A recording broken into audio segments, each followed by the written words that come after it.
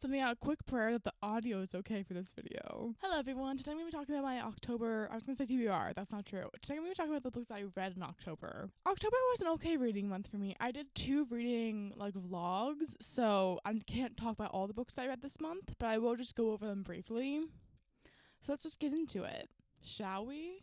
We shall. The first book that I read in the month of October, I read for my reading classic horror books vlog, and that is Dracula by Bram Stoker.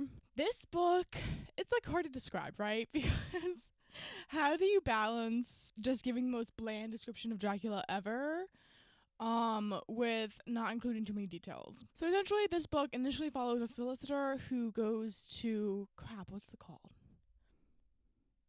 Dracula lives not in Transylvania. So essentially in the beginning of the book, you're following this solicitor who goes to Transylvania to finish an account for this wealthy count named Dracula.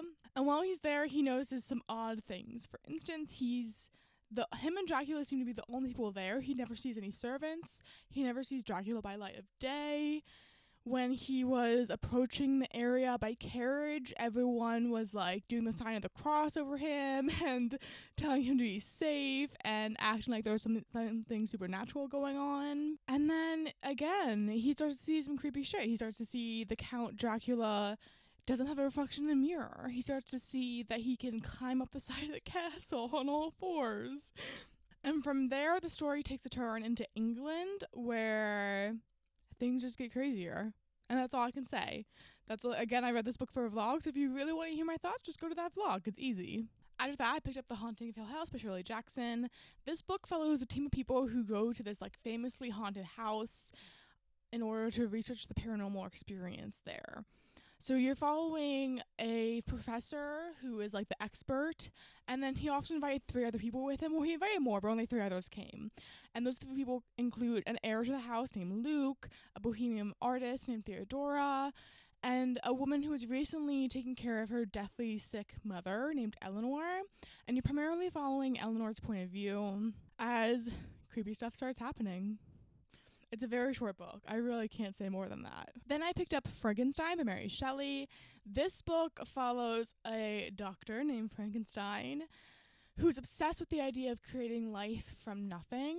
Eventually he does so, but then he's disgusted by what he created. And then he tries to escape it, but he cannot. And then lastly for that video, I picked up Edgar Allan Poe's The Mask of the Red Death.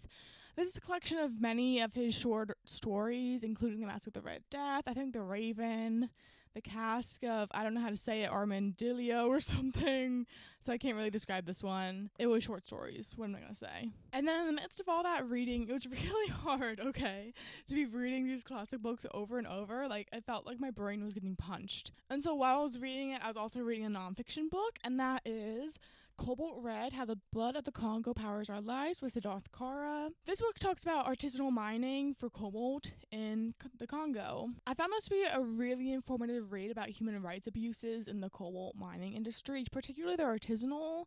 So basically artisanal just means that instead of it being a whole industrial operation, there's individual people going into the ground and searching for this. I didn't even know that was happening, so I really knew nothing about the subject before reading this. But I think it's really important that more people should read this book, especially because cobalt is so important in our everyday lives, especially as Americans and as people that are from wealthy, developed countries. Literally everyone relies on cobalt in the modern age, and it's in every rechargeable battery. So think your phone, your laptop, your iPad, everything that you plug in to charge runs on cobalt. Especially as electric vehicles become more popular, the demand for this mineral is increasing. But is it worth the cost? Spoiler alert, no. People in the Congo are just living these terrible lives because of this mineral. Not everyone in the Congo, obviously, but the people that are artisanal miners, which this book focuses on. The author talks about children as young as 6 doing this mining, going and breathing in all these toxic fumes, because of course they don't have any personal protective equipment. Of course the people operating these mines don't check to see how old the people are or ensure their safety in any way whatsoever. There's pregnant women working on these cobalt mines. There's people who dig underground in tunnels, and then the tunnels collapse, and just thousands, if not probably tens of thousands of people are buried underneath the rubble because of these tunnels that collapsed in the Congo. Like, it seemed like everywhere he turned, it was just a new example of human rights abuses. Even the mines that places like Apple use that are supposed to be so much better and have protections and do things the right way, like, even those mines don't actually have any protections in place. There's just no good cobalt mining in the Congo. And then add on to that the rampant rape and sexual abuse in these mining areas for women. It's an awful thing to read about, to be honest, but it's so important because it's just so integral to our daily lives. Like, me having an iPhone is not worth that, you know? Ultimately, it's really hard to tell what a regular person can do about any of this, but it's still really important to talk about and to have, like, in our consciousness, you know? Like, just so that it's something, I don't know, something we're aware of so we can try to do better and we can try to push for a better way to do this. Because it's just not worth the blood required. It's not. So this was a really enlightening read, even though it was very difficult. I do highly recommend this one, and I gave it 4 stars. I'm surprised I didn't give it higher, actually, but 4 stars seems right. After that, I read another 4 books I can talk about, and this is for my vampire video. Where are they? I don't even know where they are anymore. Like, I'm just looking around my bookcase. Okay. Oh, over here. The first book I read for that video is A Diary of Blood by S.T. Gibson. This is a story of one of Dracula's wives. Essentially, it's like takes place way in the past. There's like some war or some just like a mass killing of people, and Dracula finds this woman laying on the ground and she wants to live, so he turns her into a vampire. And then over the centuries he picks up more lovers, and it's like polyamorous, but they all hate him because he's a toxic, abusive piece of shit. And that's really the gist of the book. Then I picked up Interview with the Vampire. This is not the whole book, this is a collection of all 3 books, so it's not this beefy. Interview with the Vampire is it's an interview with a vampire. Like, you never actually really find out why there's a boy interviewing a vampire. Maybe that comes up in the latter 2 books. But essentially, there's this young boy who's interviewing this vampire named Louis, and he talks about how he was a slave owner in the South, in Louisiana, and then he's turned into a vampire. And it really delves into, like, the philosophical and psychological aspects of being a vampire. Like, can he still be a good person? Can he still be considered a person? Like, where's his conscience, you know? And I read this for that video. So if you want to hear my thoughts, you have to watch that video. I'm sorry, it's not for all of these books on these lists. It's just for 2 more, okay? You can live with it. Ooh, and then I actually read another nonfiction, so I can talk about that one. And that book that I picked up is Dying for an iPhone, Apple, Foxconn, and the Lives of China's Workers by Jenny Tan, Mark Soden, and Pun Nagai. And this book talks about what the title says. You're essentially talking about Foxconn, which, if you don't know, is this, like, huge, disgusting company in China that is in charge of, like, manufacturing for Apple specifically, but also for a lot of other companies. It's just like this mega corporation. And of course there are human rights abuses, because what would a corporation be without human rights abuses? You know? It's a defining characteristic. So this talks a lot about it was inspired by the suicides, actually, of a lot of people who are working at Foxconn. It delves into what it's like to work at Foxconn in China, and I think they also have some branches in Hong Kong or Taiwan too, but I'm not sure exactly where. And so in the beginning of this book, it's talking about the suicides of these people. There were, like, a lot of people who had committed suicide after working at Foxconn, just because the conditions were so terrible. They talk about working, like, long days, having weeks and weeks and weeks of work without break, and then any break that they do have, they're so exhausted that they can't actually do anything.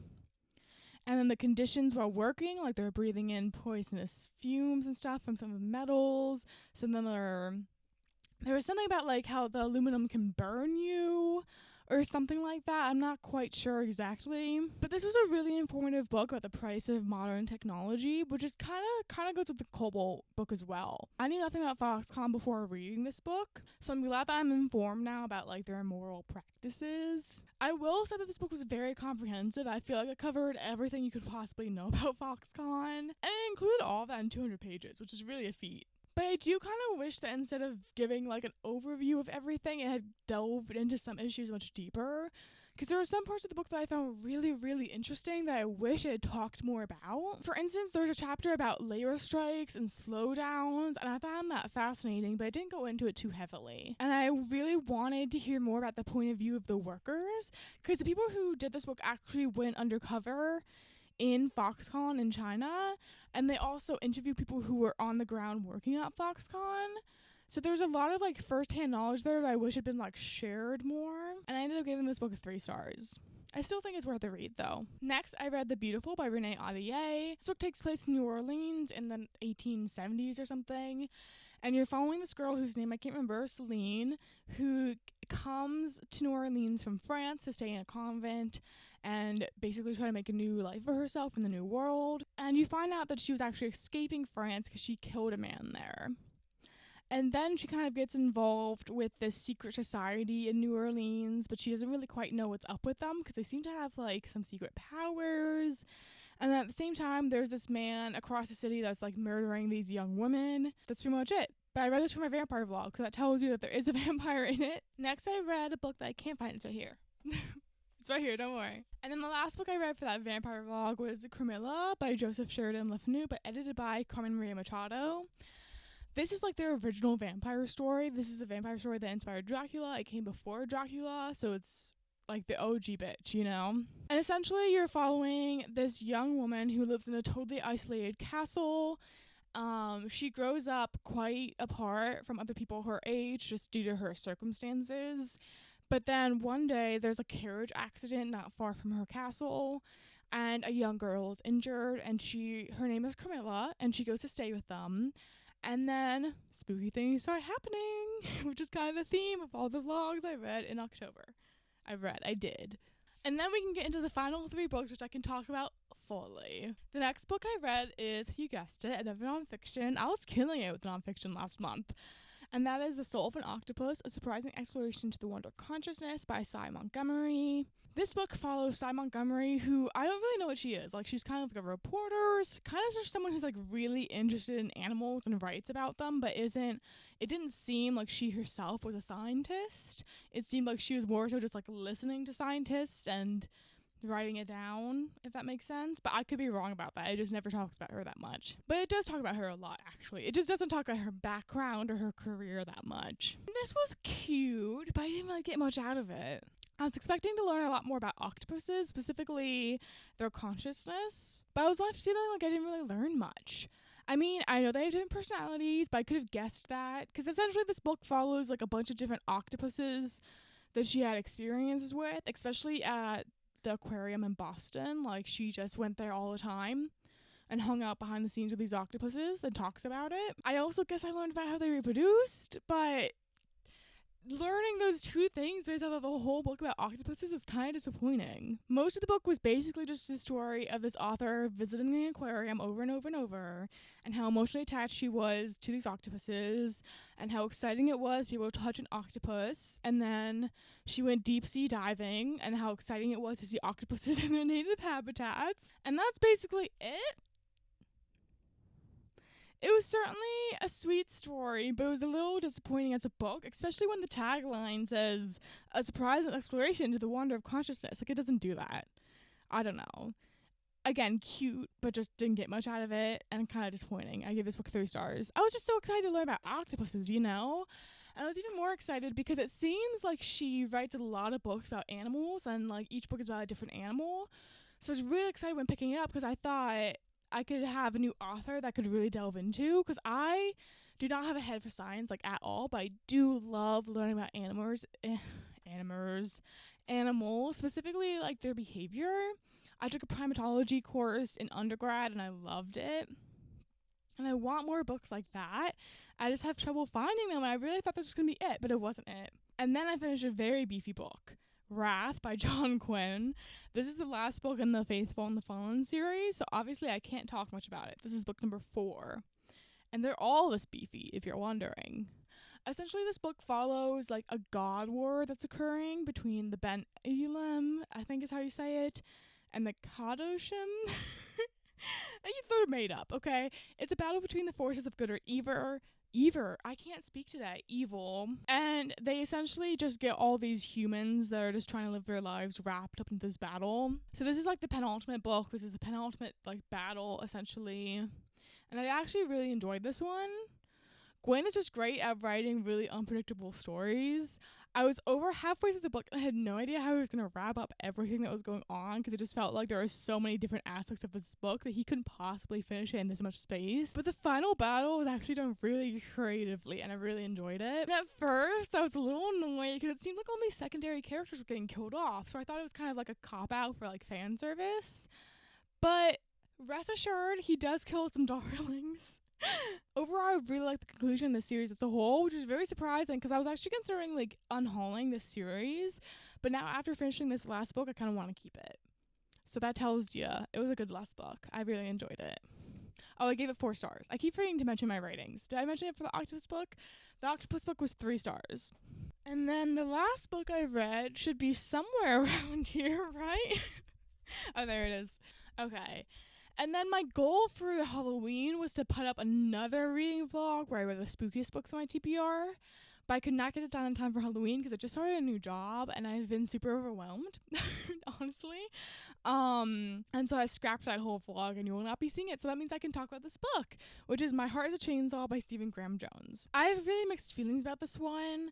I was thinking about giving it 3 stars, but I ended up leaning towards 2, so I'm going to give this 2 stars, I think, which honestly still feels a little harsh. I still don't really know what to rate it, but I'm going to stick with that for right now. I spent most of this book not really being into it. This book is really just a love story to the slasher genre, and as someone I'm just not familiar with it.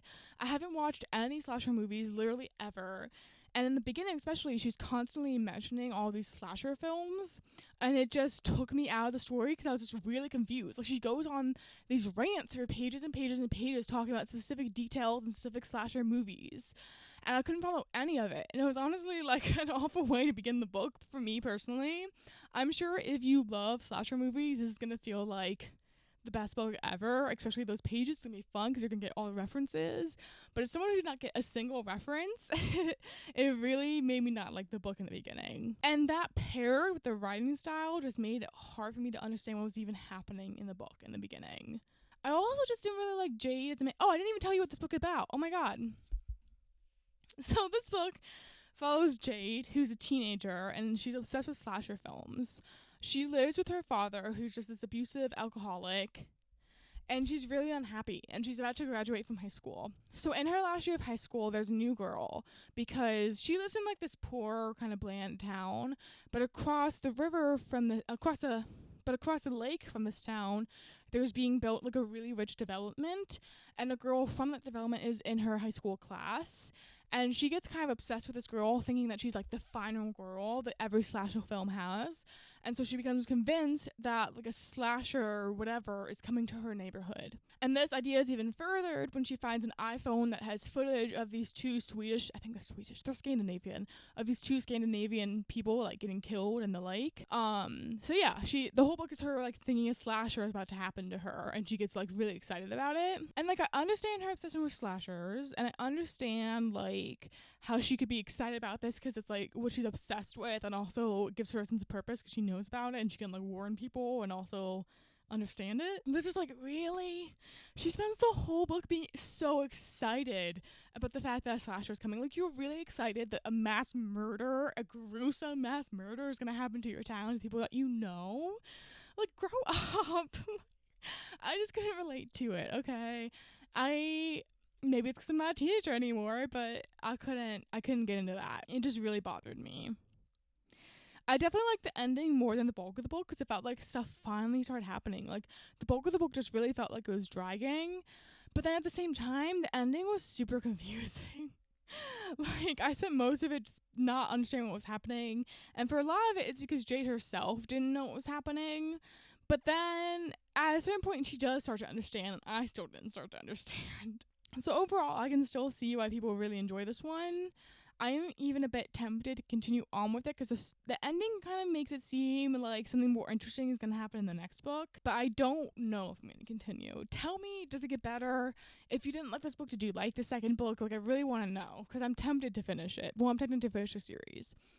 Ooh, I will also say this book has strong trigger warnings for self-harm, suicide, and sexual abuse. Like, there's a scene in the beginning where she tries to kill herself by cutting herself. And I'm not someone who, like, needs trigger warnings, to be honest. I'm not saying that to gloat or anything. I just, like, I genuinely don't really care when I read stuff like that. It doesn't really faze me. But as someone who did used to self-harm, the self-harm scene in this book is, like, very visceral. And it was rough to read. So if you are sensitive to that, definitely take that into account when picking this up. So there you go. Those are all the books that I read in the month of October. Let me know your thoughts on these books down below. Let me know what you read in October. And just generally leave some comment and I will respond. And I will see you soon with another video. Goodbye.